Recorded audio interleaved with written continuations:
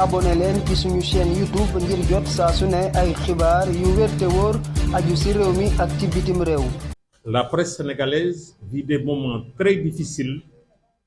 et la survie du secteur est hypothétique. De nombreuses entreprises sont en situation de quasi-faillite depuis le Covid-19. À terme, la menace de fermeture pour les entreprises de presse est bien réelle. Plusieurs centaines d'emplois vont être perdus.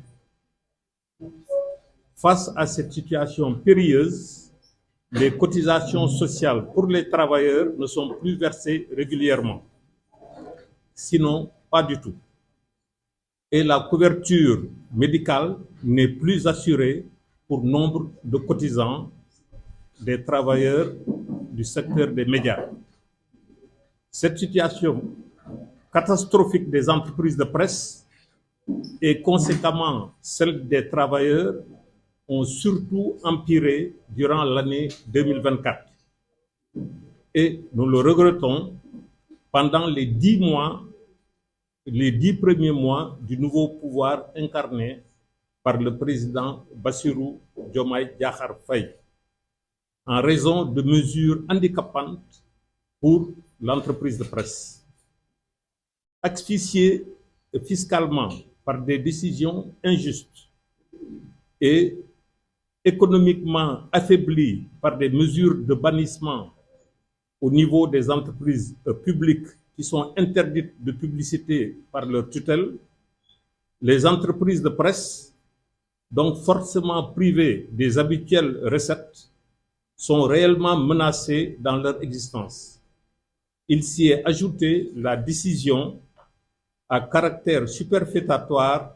d'une reconnaissance ministérielle pour le média déjà identifié dans le respect du Code de la presse.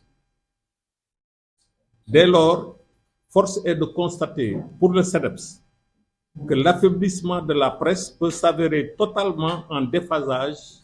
avec l'image de notre pays démocratique et disposant d'une presse libre et indépendante. Aujourd'hui, plus que jamais, le Sénégal a besoin d'une presse républicaine, libre et indépendante, pour se répéter, viable économiquement. Condition première pour toute politique de souveraineté.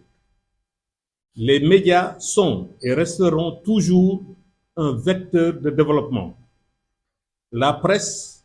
n'est ni un adversaire, encore moins un ennemi. Au contraire, la presse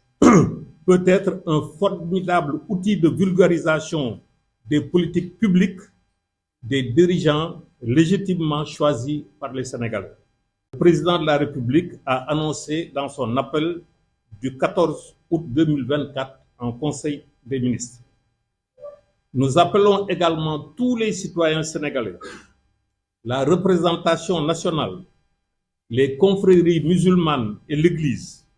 la société civile, les partis politiques, les acteurs des médias, toute l'élite économique et intellectuelle, les partenaires du Sénégal pour contribuer à asseoir un environnement favorable au renforcement de la liberté de la presse et de l'état de droit. Une presse libre et indépendante est gage pour le Sénégal d'une stabilité politique et sociale, d'un raffermissement de la démocratie, d'une conscience citoyenne renforcée, d'un meilleur vivre ensemble des Sénégalais. Donc, encore une fois, cette conférence de presse est un appel que nous lançons au président de la République pour un dialogue rénové avec la presse qui a son rôle à jouer dans le développement économique et social du Sénégal. Conférence de presse bi waxtaan bi nga xam ne dañu ko bëgg a sekk ak askan bi ak société civile bi, le gouvernement du Sénégal, les partenaires techniques et financiers du Sénégal. Donc communication bi dañu koy def ngir wone rek suñu ouverture pour un dialogue apaisé entre les différents démembrements du secteur de la presse. suñu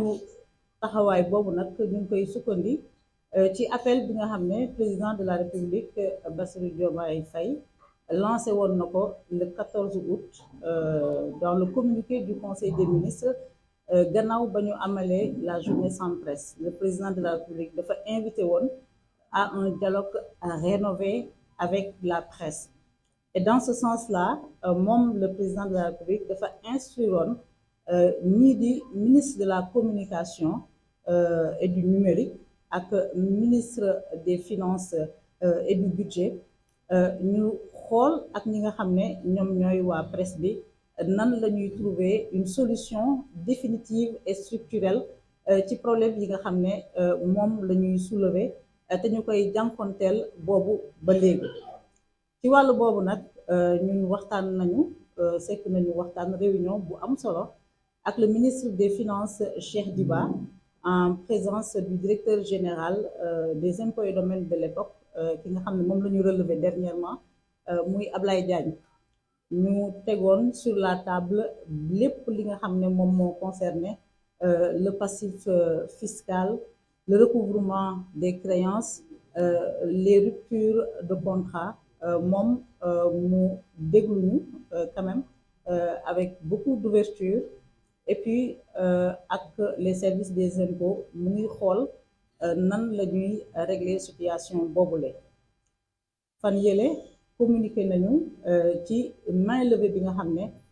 service impôt amal nañu ko ci compte bancaire presse entreprise de presse yi nga xamoon ne dañu leen bloqué woon du mois de juin jusqu'au mois de décembre. ci wàllu boobu ba tey tamit il faut avouer que porte yi nga xam ne dañu ko tëjaloon aux impôts et domaines tijjil nañu ko entreprise yu bari ku ci nekk dem nga waxtaan ak sa ñu tudd ki nga xam ne moom moo yor sa wàllu dossier et puis il y a des avancées sur ce côté-là. côté bi nga xam ne amuñu ci benn avancée moom mooy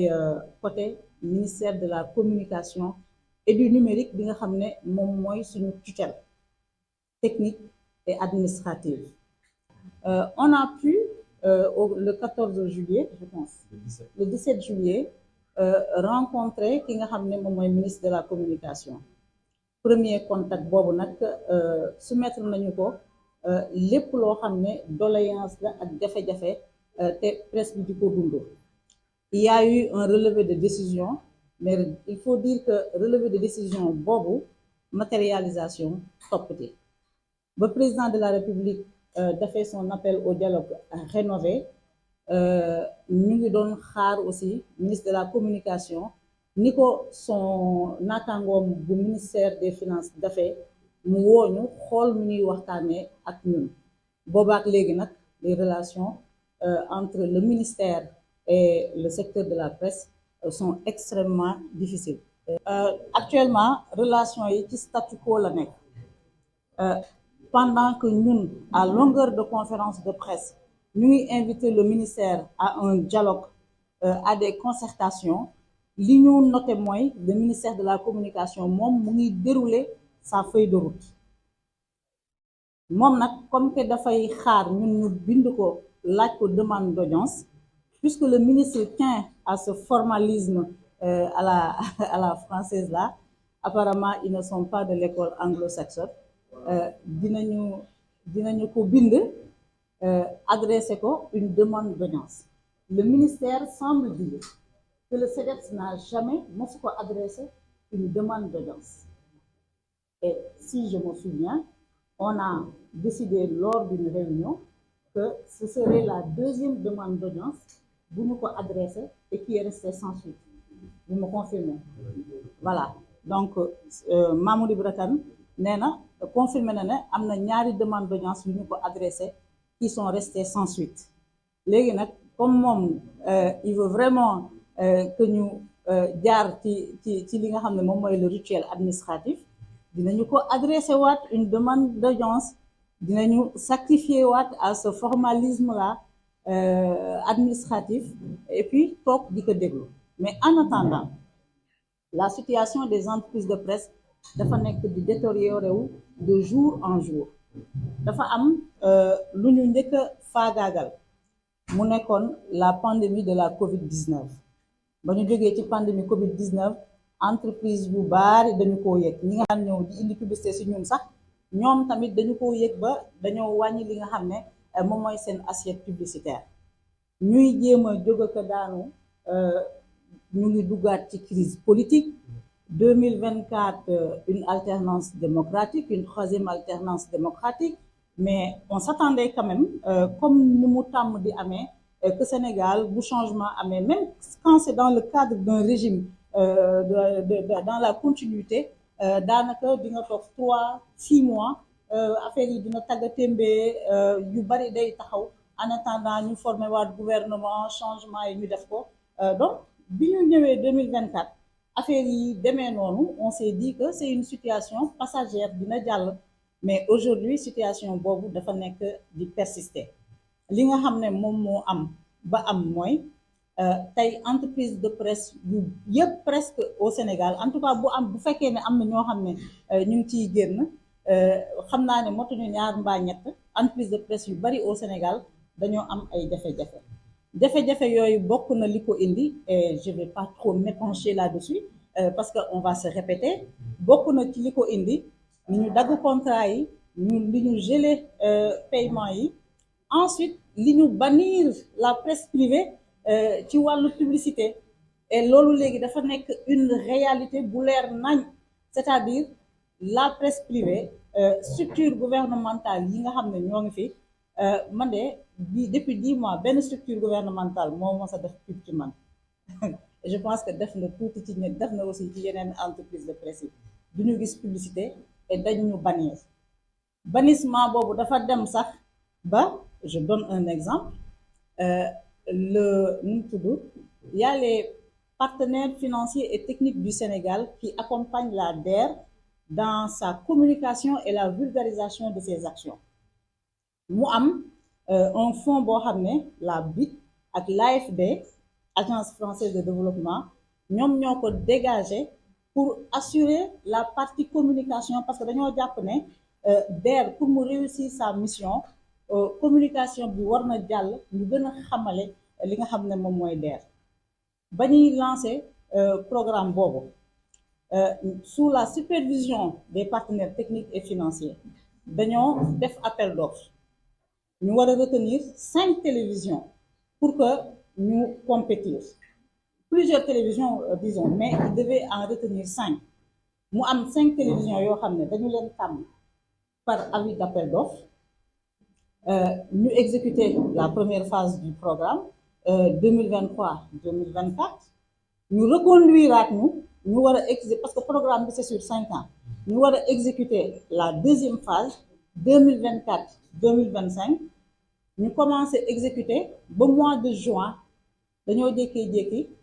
parce que à chaque fois bu ñu amee couverture dañu lay yónnee couverture bi chaque couverture elle est payante selon mu nekk publi reportage 3 minutes mbaa 5 minutes wala mu nekk un document nu mu tudd un document audiovisuel de 30 minutes donc dafa am tarification donc couverture bu ñu def dans ce cadre là nga xam ne wàllu communication la dañuy fay par exemple pour le bon tey je ne me sens pas bien ndax ci maanaam pour le cas de cette TV peut-être que les autres ne sont pas à l'aise pour en parler moi je vais en parler pour le cas de cette TV depuis le mois de juin juillet ñun gisatuñu couverture alors je me suis inquiétée ma ne est-ce que du ñun ñoo deful suñu warugal j'interroge le commercial ñu ne ma ñoom kat joxatuñu couverture ma woote foofu ñu ne ma non du dara c'est juste que bu activité amee dañuy jox la liste des entreprises des télé yi ñuy woo ma ne ko mais vous ne nous appelez plus par la suite dans les investigations que j'ai faites j'ai compris que dañoo jox ordre à la cellule de la communication d'enlever 2 télévisions muy 7TV ak ITV sans raison ma bind leen di leen laaj des explications j'ai écrit à l'administratrice générale de la DER je n'ai toujours pas d'explication et là j'ai adressé une correspondance à la BIT et à l'AFD pour les informer que programme bii nga xam ne da ngeen ko teg pour accompagner la communication de la DER te ñu choisir des médias par appel d'offres pour des raisons politiciennes, on a décidé d'exclure certaines télévisions de ce programme-là. Parce que ce n'est pas l'argent de l'État du Sénégal, c'est l'argent des bailleurs. Donc, là, juste pour wane ne dafa am un bannissement. Maintenant, j'aurais pu comprendre. Les gens, ils viennent au pouvoir, c'est difficile. L'environnement économique est difficile. Mën naa comprendre loolu, mën naa comprendre que publicité yi, convention yi, que même paiement yi tardé. Mais li ma mënul comprendre mooy mu mel ni dafa am un mot d'ordre, un bannissement. Képp ku ci juum sax ba woo la ne la damaa bëgg telle activité nga couvriral ma ko dal na ma ci foire bi passé da ngay jékkee-jékkee rek waa ji annulé lan moo waral loolu. Et léegi nag le problème que ça pose mooy entreprise de presse au Sénégal nga xam ne le marché est très limité. Ñu partager marché bi entre le privé et l'État du Sénégal. L'État qui apporte presque 70% des recettes publicitaires. Bu loolu bloqué entreprise privée yi nga xam ne tamit ñoom aussi ñu ngi ci ay jafe-jafe ci ay difficultés de trésorerie ñooñu tamit bu ñu wàññee seen publicité. Vous imaginez que les tensions de trésorerie se feront très persistantes et loolu mën na indi fu mu nekk nii bu ñu ko bañ mën na indi entreprise de presse yi charge yi nga xam ne dañ ci daan faire face presque ñu bari mënatuñu ko. Emploi indirect yi ce sont des milliers d'emplois qui vont être perdus. Donc ça interpelle tout le monde. Ça interpelle tout le monde. Xamul nu ma koy waxee ci wolof. Voilà ñëpp la war a soxal yéen les reporters le personnel le patronat ak ñi nga xam ne wàllu presse ni muy saytoo démocratie daf leen intéressé mais dafa war a intéresser au premier chef le gouvernement du Sénégal, au premier chef le président de la République Bassirou Diomaye Faye. Tey moom la ñu jagleel suñu appel et puis bu la xale tooñee da nga koy boole kilifaam léegi dañuy boole ki nga xam ne moom mooy ministre de la communication Aliou Sall dañ koy boole kilifaam dañoo bëgg a xamal président de la République ne ñun CDEPS taxawuñu ci tànku wut crise taxawuñu ci tànk wut mbiicoo mballoo ci réew mi parce que temps bi ñuy passé nii mënoon nañu ko passer à travailler et à chercher des solutions pour nos entreprises. Les réunions que l'on fait démarches yi ñuy def yépp dañoo nekk benn say di ko def parce que dañu nekk di jànkonteel ak une situation de crise économique aiguë. Donc ku ko wax ne ñii dañoo am agenda lii la ñu bëgg loolu amul damay yëkkati suñu baat et je peux le dire au nom de tous les membres du CDEPS muy beneen bi ñu wax président de la République ne ministre de la communication li ñu boole ak moom mooy dañ ko mere xam la lañ ko mere dafa ñëw ci secteur boo xam ne ñun ñoo ko moom parce que les hommes passent le secteur de la presse ñun ñoo ko moom ñoom dañoo ñëw rek pour un temps peut-être que lui et son équipe sont là pour 1 an pour 6 mois pour 2 ans en tout cas bu naree continuer nii moom nañu yàlla jàppale rek ñu changer ñu Aliou Sall bu naree continuer nii mais on ne perd pas espoir ñu ne ko moom dafa ñëw di teg des actes depuis le départ ñu ngi koy ñaan ne ko li ngay def naam mën nañu cee ànd parce que boo ñëwee nga fekk une profession nga nekk da nga koy assainir kan moo ñeme nekk un professionnel nga bañ assainissement surtout que notre profession est la profession la plus la plus attaquée c'est-à-dire ku xamul looy def nga xëy créer micro ñëw ne journaliste na parfois damay gis ñu naan benn nit def dara ñu naan journaliste bi kooku jàngul jongul xamul xaala wala kaseran donc ku taxaw nañu dama leen bëgg a assainiral seen secteur mais dañu ciy ànd on va applaudir mais dañ la ne ba ngay tàmbali assainissement ba dañ la ne nga waxtaan ci ak ñun waxtaan boobu amul ba ñu defee arrêté ba di wax waxu enregistrement des médias, n'est-ce pas? On m'aurait dit que le CDEPS avait même désigné 2 membres pour ñu bokk ci commission bi. Pourquoi bokkuñu ci? Je ne sais pas. Ouais, non, ils n'ont pas donné suite. Ils n'ont pas donné suite. Voilà, on m'aurait dit que CDEPS choisiroon na Issa Sall ak ki nga xam ne moom mooy Mamadou Wane pour ñu dem représenter ñu, mais il n'y a pas eu de suite. Donc ñoom ñu def seen commission teg seeni règle waaye li ci gën a garaaw mooy ba ñu defee arrêté ba di informer CNRA dans une correspondance, parce que ce qui se passe mooy aujourd'hui le ministre de la communication nu muy doxalee dafa heurter ñu bari fonctionnaires yu bari au ministère nga xam ne ñoom dañoo fekkee tout le débat, toutes les procédures de l'adoption du code de la presse. ñoom ñu xam texte yi xam li nga xam ne moom mooy l'actif et le passif. Donc bu ñu ñëwee gis koo xam ne dafay ci doxalinam parfois dafay salfaañe les dispositions du code de la presse, dañuy am lu leen metti te dañu koy dénoncer, dañ koo mënul a wax. Ce sont des fonctionnaires soumis au droit de réserve, au devoir de réserve. Ba mu bindee CNRA di ko yëgal CNRA daf ko ne sa arrêté bi ni nga ko defee jaarul ci yoon, dama lay proposer nga tegaat lépp ci suuf ñu waxtaanee ko. Dafa bind CNRA di ko laaj mu désigner un membre bu war a bokk ci li nga xam ne moom mooy commission bi war a def bi war a saytu enregistrement des médias yi. CNRA gannaaw ba mu ko rappeler les dispositions du code de la presse ci ki nga xam ne moom moo am droit, moom moo war a nekk le gendarme de l'audiovisuel bu nekkee circulation moom moo war a réguler circulation bi. Le CNRA lan la ko wax daf ko ne ba mu ko rappeler les dispositions du code de la presse daf ko ne daf koy recommander au ministère de la communication mu rapporter l'arrêté numéro 02 44 62 du 1er octobre 2024 portant création et fixant l'organisation et le fonctionnement de la commission d'examen et de validation de la déclaration des entreprises de presse du Sénégal, ou de le reprendre ou de surseoir tout simplement à son application.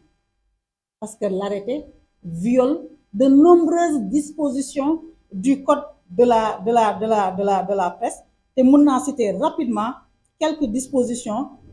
dont l'article 135 bi ne aucun requérant ne peut émettre avant la notification de la décision d'adjudication de la licence et la signature de la convention avec l'organe de régulation. Maanaam amul benn télévision bu mën a émettre te CNRA joxu la quitus pour nga émettre. Loolu mooy article 135 mu rappelé waat ko article 134 mu ne ko l'attribution de licence d'exploitation de services de communication audiovisuelle est faite en fonction de la disponibilité des canaux. Les demandes sont adressées au ministre chargé de la communication qui les transmet à l'organe de régulation pour instruction du dossier. Celui-ci requiert l'avis consultatif de l'opérateur de diffusion, maanaam TDS. Dossier boo bëggee licence wala canal de diffusion dangay adresser courrier bi au ministère de la communication mu transmettre ko CNRA moom mu joxe avis et puis daf ci boole ñi nga xam ne ñoom ñooy waa télédiffusion de Dakar du Sénégal. CNRA waxaat ko ne ko à ce jour bépp télévision boo xam ne dafa am une convention avec l'organe de régulation, ministère de la communication daf ko war a fournir d'office une autorisation, parce qu'il faut dire qu'il y a beaucoup de télévisions, elles ont les conventions, elles ont le quitus et le go du CNRA, elles ont signé les contrats avec TDS, mais jotuñu sacrifier au rituel de l'autorisation du ministère de la communication. Donc CNRA ne ko pour remédier à cette situation-là bépp télévision conventionnée da nga ko war a jox d'office. te ministère dafay teg ay règles ba pare di ko violer parce que CNRA adressé na aux médias un courrier bu ñu naan toutes les télévisions conventionnées nañu dem déposer au niveau du ministère de la communication une demande d'existence légale en vue de la signature de l'autorisation par le ministre de la Communication, et c'était pour un délai de 30 jours. À l'époque, on avait dit au niveau du CEDEPS, lii daal piège la. Pourquoi est-ce que ñu war a dem di déclarer waat ci ministère alors que on a pignon sur rue? Beaucoup de nombreuses télévisions privées, ça fait 22 ans ñu ngi fi. Les télévisions ont sacrifié à ce rituel-là. Donc, ministre de la Communication dafa ignorer tout ce qui est injonction du CNRA ci wàllu boobu dem teg arrêté. Cet arrêté ñun song nañu ko fële nga xam ne mooy au niveau de la Cour suprême. ñu ñëw ci li nga xam ne moom mooy wàllu redevance bi pour montrer que ministère de la Communication moom démarche unilatérale la am nekkul dans une dynamique de concertation. te dans une lettre bu ko CNRA adressé CNRA mu ngi koy invité à apaiser le secteur et à ouvrir un dialogue des concertations pour que ñu mën a trouver des solutions mu adressé ko une lettre di ko naan dafa bëgg a xoolaat li nga xam ne moom mooy redevance yi waa CNRA ne ko redevance yi dañu ko commission tripartite moom moo ko fixé muy ministère de la Communication muy le CEDEPS ak l'organe de régulation balaa nga ciy def dara da nga war a dem laaj l'avis de l'organe de régulation ministère bi xaarul loolu xam nga CNRA bu waxee loolu ça veut dire que CNRA d'accordul ci démarche bi ministère bi xaarul loolu dafa dem génnewaat arrêté fixé li nga xam ne moom mooy les redevances alors que muy cahier de charge yi ñu signé en 2021 muy convention yi ñu signé en 2021 avec le CNRA dañu ko toog liggéey ko point par point phrase par phrase dañu ko construire brique par brique ça nous a pris presque 1 mois entre ñun CNRA président Babacar Diagne mi ko jiite woon ak le ministère de la Communication donc loolu bu amee boo ñëwee nga bëgg a def ay réformes dans le secteur mais da nga ci àndaat ak ñi nga xam ne ñoom ñoo nekk ci secteur bi ñun lii lañ koy reprocher parce que ci wàllu arrêté bi mu teg pour l'enregistrement des médias mais tous les gens qui se sont enregistrés ils se rendent compte que y a des dispositions qui ne sont pas conformes au code de la presse mais terewul ministère bi dafa continuer dans sa volonté mu ñëw mu invité à un atelier sur la réforme du code de la publicité ñaata yoon ay année ñu ngi naan nañu réformer le code ñi nga xam ne ñoom ñooy kilifa nguur gi ñu xam ne ñun kat li nga xam ne moom mooy suñu cër def nañu ko ndax ministère bi mënul fekk le code de la presse mu réguler le secteur moom mu ñëw ci taxawaayam ak ci ay jëfam bëgg a déréguler le secteur te ñoom bu ñu demee ci kilifa yi dañ leen di présenter la situation autrement bu ñu demee ci kilifa yi dañ naan non ñoom dañ leen wax ñu enregistré wu ñu bañ bëgguñu respecter le règlement ils veulent continuer à piétiner li nga xam ne moom mooy les textes loolu amul certes nañ ci génn te ku nekk na nga dem téye li nga xam ne moom nga yor je n'ai rien contre eux ce sont des confrères que je respecte c'est des grands frères yoo xam ne aw ma dara lu ma leen di wax mais dama leen di rappeler à l'ordre nañu bañ a légitimer les coups fourrés du ministère président de la République nag moom mii kilifaam lii la ñu jotee ak ministre de la Communication bu ñu woowee concertation suba ñu dem wuyu ko dans le respect de son rang et des lois et des règlements établis te mu bàyyi di mer bu ma defee sorti mënuloo gaañ nit ñi nga ne nit ñi duñu yuuxu tu trouves les gens dans leur métier tu les blesses dans leur dignité professionnelle après tu veux que ces gens-là continuent à te sourire c'est pas possible au moins à défaut de pouvoir l'enlever de là où il est mais on va parler ñun wax la ñu am lan lañ mën ci moom wax dénoncer informer ñi ñu war a informer ñu xam ne le ministre de la Communication yoon bu mu jël baaxul te Aliou Sall nag wallaay bu subaa lay comprendre on lui a fait faire beaucoup d'erreurs je le lui dis on lui a fait faire beaucoup d'erreurs xamul le secteur des médias mu ñëw ñu encadrer ko def dugal ko ci ay guute yu baree bari te bu subaa lay comprendre moi personnellement je n'ai rien contre lui tout le monde me dit que c'est un homme bien li ñëpp wax mooy dëgg donc bonte boobu ñooñu gis ci moom ñun nañu ko nañu wan ne c'est un homme bien moi je veux bien croire les gens qui disent que c'est un homme bien nañu wan bonte boobu te mu bañ a bàyyi rek ay faucon entouré ko di ko def loolu ne abonné leen ci suñu chaîne YouTube ngir jot saa su ne ay xibaar yu wér te wóor aju ci réew mi ak ci bitim réew.